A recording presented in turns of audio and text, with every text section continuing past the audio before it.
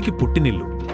మన చిన్నప్పట్నుండి వింటున్న మాట ముక్కోటి దేవతలు, అంటే 33 కోట్ల రకాల దేవతలు. కాని ఎప్పుడైనా మీకొక సందేహం వచ్చిందా? ఒక రాజ్యంలో మంత్రులు, సైన్యాధిపతులు చాలామంది ఉంటారు, కాని రాజు ఒక్కడే ఉంటాడు కదా. మరి ఈ సృష్టిలో ఆ 33 కోట్ల మంది దేవతలు ఎవరికి భయపడతారు? వారు ఎవరిని పూజిస్తారు? ఆ దేవాతి దేవుడు, గాడ్ ఆఫ్ గాడ్స్ ఎవరు?